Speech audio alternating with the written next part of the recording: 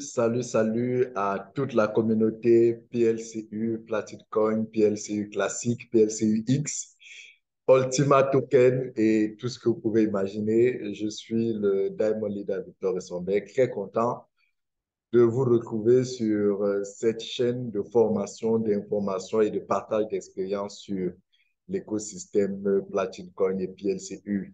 Voilà, je voulais annoncer, et ça sera le cas dans cette vidéo, je vais partager avec vous euh, mon avis sur les raisons qui, en ce moment où le projet Platine Coin connaît des difficultés, connaît des épreuves, quelles sont les raisons qui poussent des gens à être toujours enflammés, à croire en ce projet, à rejoindre ce projet, à le pousser, à le porter. J'ai fait tout récemment une vidéo où je donnais les 5 raisons pour lesquelles les gens pouvaient décider de ne pas rejoindre ce projet ou alors les gens pouvaient décider de se déconnecter de ce projet. Donc, et je vous ai promis qu'après cette vidéo-là, je vous donnerai une vidéo où je vous donnerai plutôt des raisons inverses, afin que, voilà, vous ayez c'est mon expérience, hein, c'est mon avis, ça n'engage que moi, ça peut être complètement faux ce que je dis. Donc, ne prenez pas cela pour parole d'évangile, surtout qu'on est en matière d'investissement. Et en matière d'investissement, il vaut mieux que vous vous fiez à votre propre instinct. Vous prenez vous-même votre propre décision, vous faites le maximum de recherche, le maximum d'analyse avant de prendre la décision de rejoindre ou de ne pas rejoindre ce projet parce que, voyez-vous, quand on parle d'investissement, il y a le risque de gagner de l'argent, c'est vrai, mais il y a aussi le risque d'en perdre partiellement ou totalement de l'argent. Et ça, c'est important que vous le compreniez. Donc, du coup, je ne me positionne pas ici en tant que donneur de leçons ou en tant que conseiller financier, conseiller en investissement. Non, non, je partage juste mon avis, mon expérience de, de l'écosystème et ça n'engage que moi. Alors, quelqu'un me posait la question, Victor, faut-il croire ou faut-il ne plus croire à ce projet? Je lui ai dit, je vais te donner des raisons pour ne pas croire à ce projet et je vais te donner des raisons pour croire à ce projet. Des raisons pour ne pas croire, j'en ai donné. Aujourd'hui, je vais donner des raisons. Quelqu'un d'autre m'a demandé, mais Victor, pourquoi est-ce que je vois pendant qu'il y en a qui se découragent, qui se plaignent, qui disent tout de mauvais, pourquoi est-ce qu'en même temps, je vois des gens qui sont enflammés, qui descendent dans les rues, qui font des choses et tout? Je lui ai dit, écoute, voici des raisons pour lesquelles ces gens font cela et c'est ça l'objet de cette vidéo. Ces raisons pour lesquelles ce projet continue d'inspirer confiance à beaucoup de personnes. La première raison, c'est le niveau de communication qu'il y a dans ce projet. Personnellement, j'ai l'expérience de beaucoup de projets internationaux, de beaucoup de projets dans plusieurs domaines. Et c'est l'un des rares projets où pratiquement tous les jours, il y a une communication qui est établie entre la communauté et le staff de l'entreprise et l'équipe porteur de projet. Une communication établie sur le projet qui dit ce qui va se passer, qui dit ce qui se passe, voilà, il y a une communication permanente sur le projet.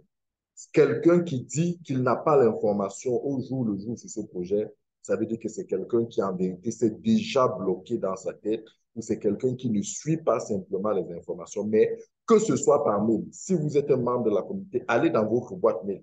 Vous allez vous rendre compte que pour cette semaine-ci, vous avez déjà reçu des mails. Allez dans les forums WhatsApp, vous allez vous rendre compte qu'il y a des communications qui sont faites.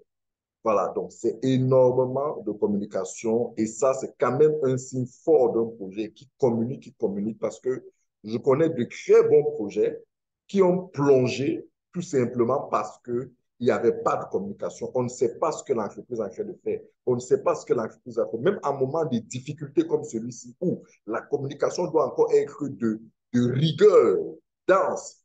Pendant ce moment de difficultés, on a vu des entreprises qui ont carrément arrêté de communiquer et ça a créé toute une catastrophe. Donc, c'est l'un des premiers projets, c'est l'une des premières raisons de la communication et c'est quelque chose qui booste, qui encourage les gens, qui permet aux gens de croire, de continuer de croire, qui permet aux gens de continuer de rejoindre le projet parce qu'ils ont l'information au jour le jour sur ce projet.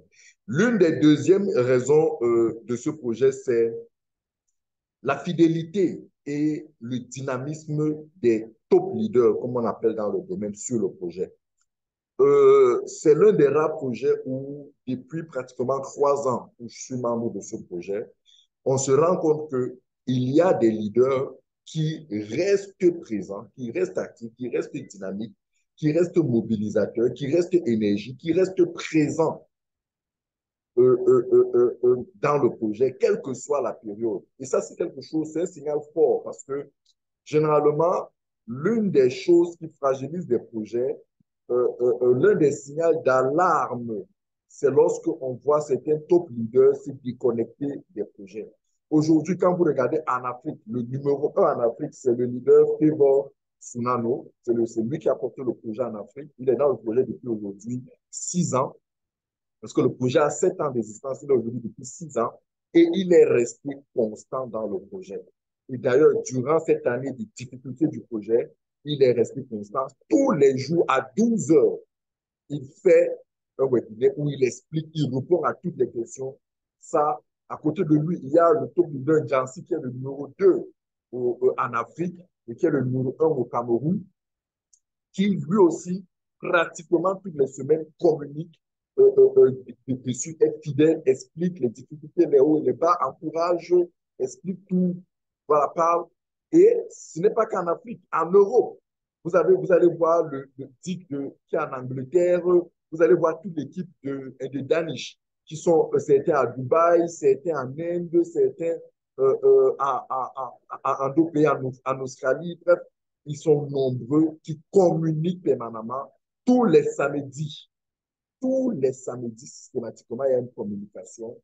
Par jour, il y a au moins 2 fois communication. Donc, il y a vraiment ces leaders-là qui sont restés indéfectibles, qui communiquent, qui encouragent. Et c'est important de voir que c'est des leaders de tous les continents.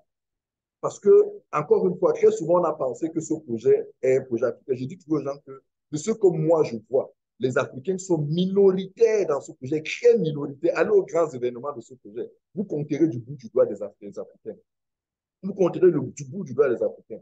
Or, dans ce projet, on va se rencontrer à un moment donné comme celui-ci, les top leaders de tous les différents continents, que ce soit à Dubaï, que ce soit en Angleterre, que ce soit en Allemagne, Dick, ils sont tous là connectés, informent, partagent, expliquent, encouragent. Et ça, c'est quelque chose qui motive beaucoup de personnes à rester chaud, à rester dynamique, à rester positif, à espérer, à croire et à continuer de se battre pour le projet. Ça, c'est la deuxième raison. La troisième raison, c'est que le fondateur de ce projet est hyper accessible. Alex Renard, il faut le reconnaître, il faut le dire, est hyper accessible.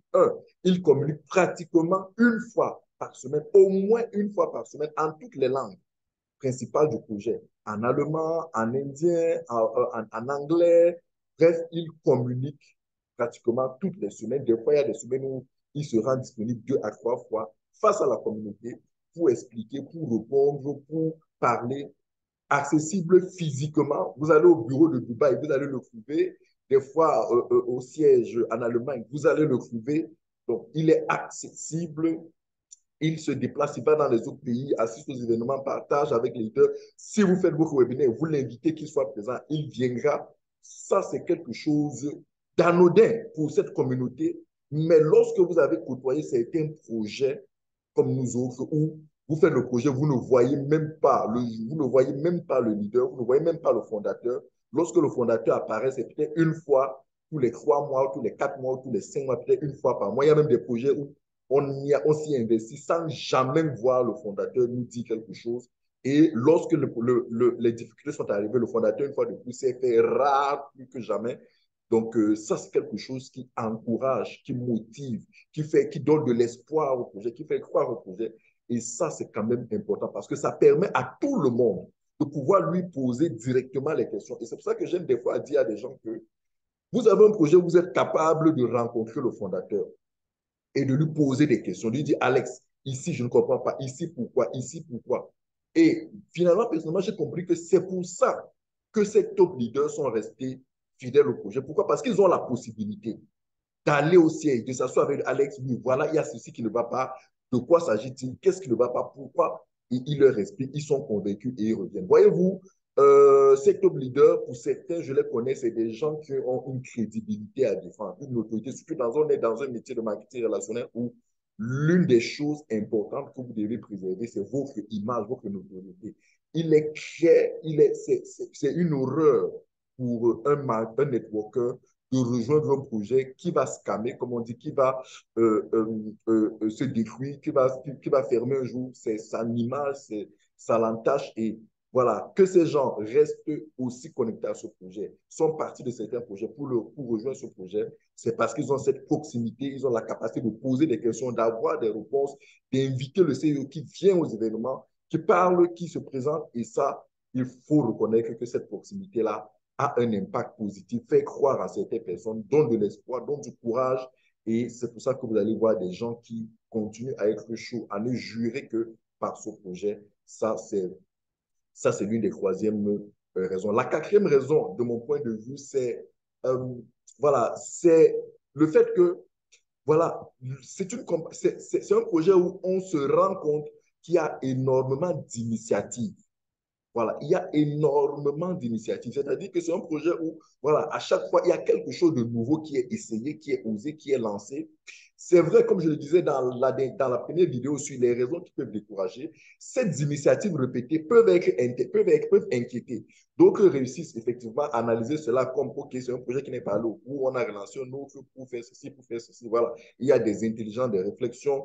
Chacun y va de son intelligence dessus, de son analyse dessus. Mais il y a que, face à cela, on peut quand même reconnaître que ça montre que c'est un projet qui initie à chaque fois, qui essaye quelque chose, qui essaye. Et voyez-vous, je disais encore ce matin quelqu'un qui disait, lorsque vous avez le choix entre ne rien faire et faire quelque chose, même si le quelque chose-là est tout petit comme ça, faites.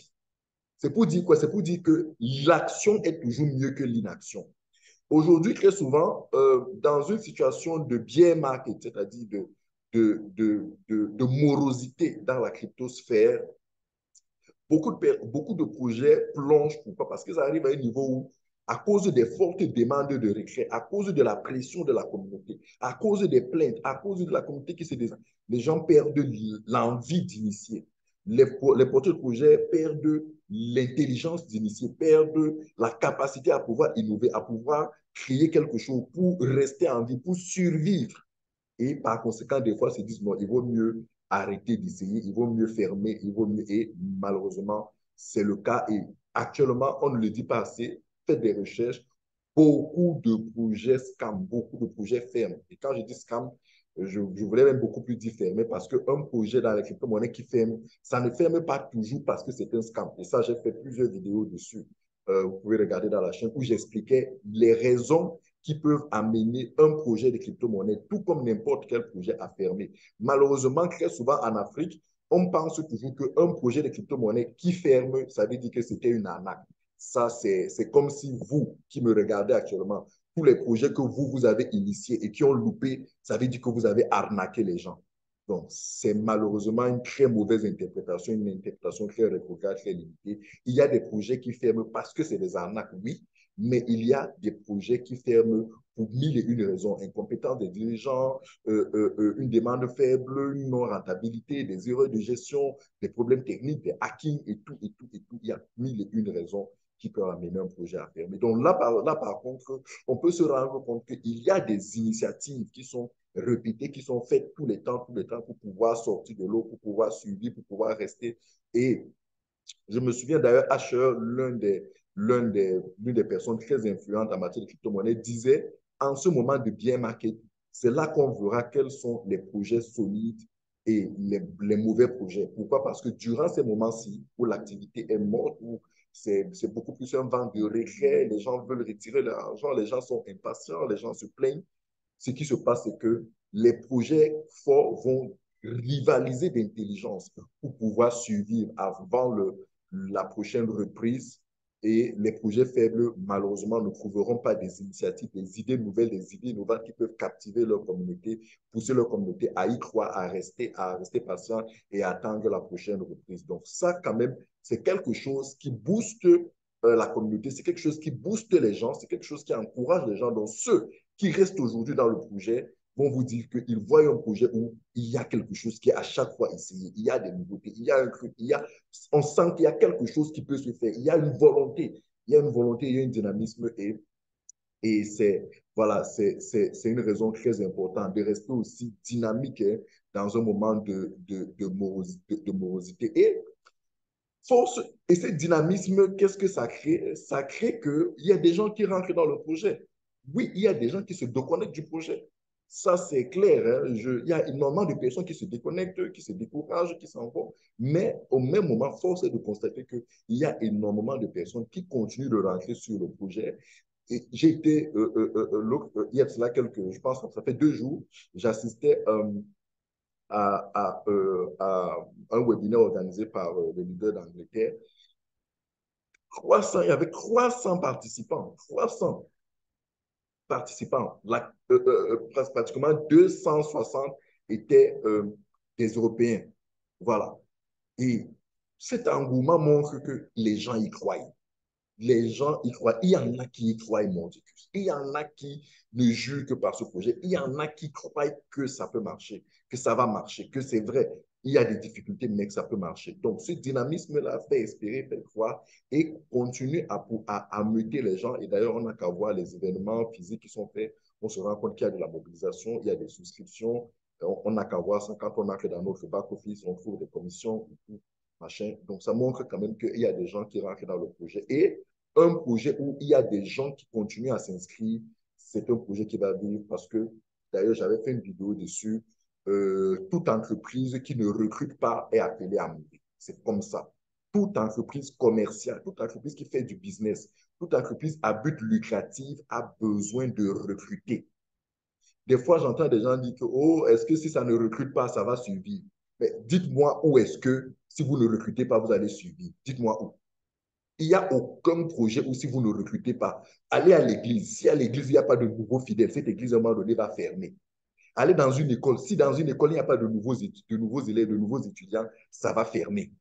Dans les compagnies qui vendent les produits de santé, si vous ne recrutez pas tous les temps de nouveaux membres qui vont acheter les produits, vous allez fermer. Si vous êtes vendeur un bar, vous avez un bénitariat, vous avez un salon de couture, un salon de coiffure, quel que soit le business, l'activité que vous faites, si vous ne recrutez pas permanemment, vous fermez.